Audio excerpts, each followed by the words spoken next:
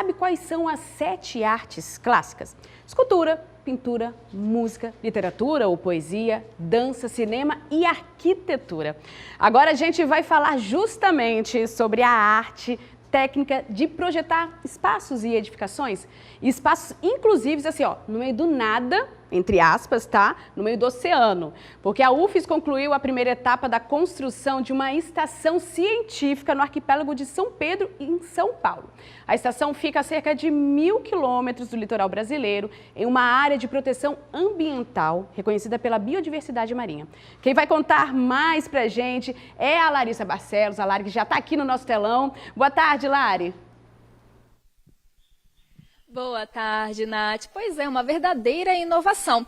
Eu vou contar, mas para me ajudar um pouco mais, eu estou aqui, olha, com o Bernardo, para contextualizar para a gente onde fica exatamente essa inovação toda. Seja bem-vindo aqui ao TVR Revista, um feliz ano novo para você e também para o pessoal de casa, porque agora de fato o ano começou, né?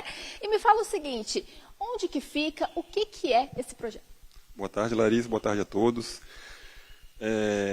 A estação científica que está sendo projetada, que a gente já começou a fazer as obras, fica lá no arquipélago de São Pedro e São Paulo, que é, para ter uma ideia, depois de Fernando de Noronha. Então, saindo lá de Natal, Rio Grande do Norte, até o arquipélago, são cerca de 2, 3 dias de navio. Fica acima da linha do Equador, né? E é o território brasileiro que fica mais próximo da África. São cerca de 1.000 quilômetros, 1.050 quilômetros, mais ou menos por aí. E me fala o seguinte, como que a gente, né, aqui no estado do Espírito Santo, pesquisadores da UFES, entraram nesse projeto e a importância dessa estação? Esse projeto, ele começou, na verdade, por conta da professora Cristina Engel, aqui no Laboratório de Planejamento e Projetos, da UFES. Ela começou fazendo esse tipo de projeto para áreas inóspitas, áreas isoladas, já tem muitos anos, na verdade. Começou inicialmente com projetos sendo feitos para a Antártica, por ela, e depois vieram as ilhas oceânicas, dentre elas o arquipélago de São Pedro e São Paulo. O Brasil possui várias ilhas oceânicas que são ilhas muito longe da costa, basicamente é isso, que são dias de viagem. E o laboratório aqui, coordenado por ela, já fez a primeira estação científica lá para o arquipélago, a segunda estação científica, e esse projeto que nós estamos participando agora é a terceira estação científica para lá. A primeira estação é de 1998, ela foi desmontada em 2006, 2007, e 2008 veio a segunda estação científica. E agora, de 2008 até 2026 são 18 anos, né? Agora nós estamos indo para a terceira estação científica. Então, o laboratório aqui da UFES, ele já tem uma grande experiência já nessa área de arquitetura e de projeto e de gerenciamento de obras em áreas isoladas, começando lá na Antártica e também agora, como eu falei, em ilhas oceânicas.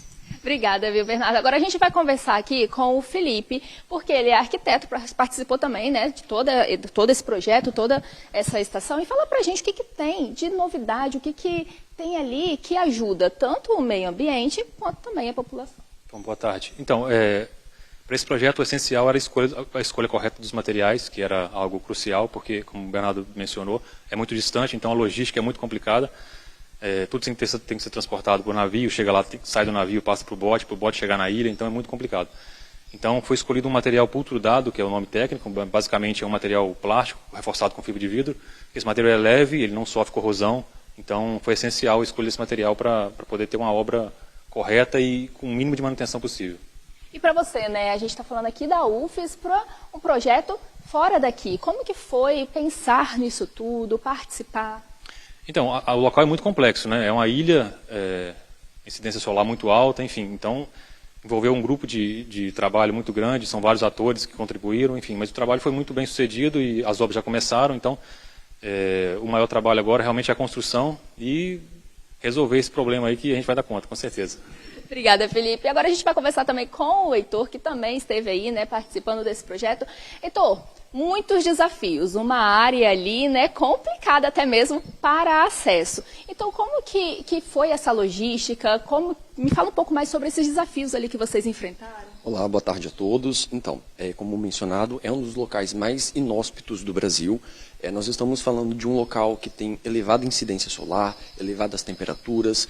Por vezes, as condições marítimas elas acabam também dificultando bastante. E lá nós temos também abalos sísmicos, né? Então, nós temos que ter todo o planejamento e adaptação desse material para que ele fosse capaz de suportar essas condições.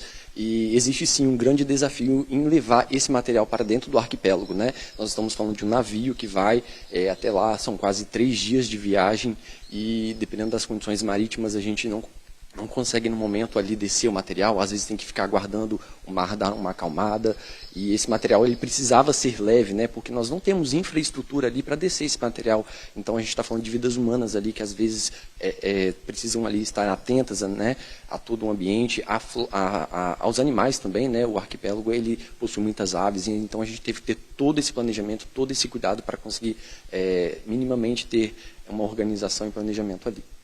Obrigada, viu, Heitor? Obrigada, viu, gente? Pois é, uma inovação com a UFES participando. Volto com você, Nath.